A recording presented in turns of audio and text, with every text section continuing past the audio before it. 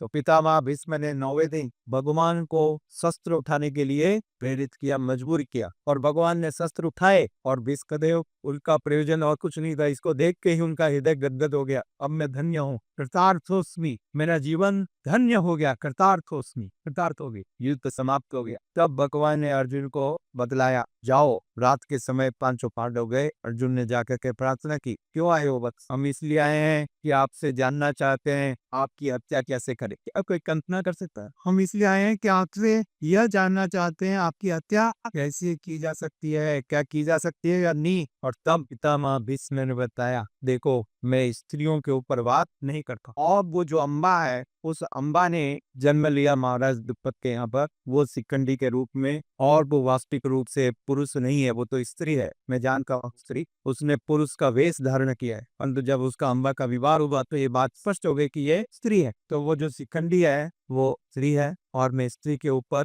वार नहीं चलाऊंगा, युद्ध नहीं करूंगा। तो तुम उस शिखंडी को आगे रखो और फिर तुम्हारे तीक्ष्ण बाण से मेरे ऊपर प्रहार करो। ये स्वयं उन्होंने बताया अर्जुन को। और 10वें दिन अर्जुन ने शिखंडी को सामने रखा, और शिखंडी को सामने रखने के कारण भीष्मदेव ने अर्जुन की तरफ तीर नहीं चढ़, और अर्जुन ने अपने सारे विशेष विशेष अस्त्र तीर मंत्रों के साथ पूरी करके भीष्मदेव के ऊपर जोर से प्रहार। पूरम का शरीर वीरों से भर गया। भीष्मदेव वाणों की सैया पर लेट गए, सरसैया पर लेट गए युद्ध भूमि। और ये 10 दिन तक कर्ण उस सेना में युद्ध नहीं कर रहा था। He was not a part of this war, क्योंकि पहले दिन भीष्मदेव ने कह दिया था, जब तक मैं सेनापति हूँ ये अलग बैठेगा। फिर इसके बाद में इसमें कर्ण युद्ध में सेनापति बने और वो युद्ध करने के लिए, परंतु भीष्मदेव युद्ध के 10वें दिन सरसैया पर लेट गए, और फिर उन्होंने सूर्य के उत्तरायण होने के बाद अपने शरीर को अपनी इच्छा से त्यागा। स्वयं भगवान श्री कृष्ण महाप्रभु के लिए प्रकट हुए और भीष्मदेव जी ने उसका स्तुति किया।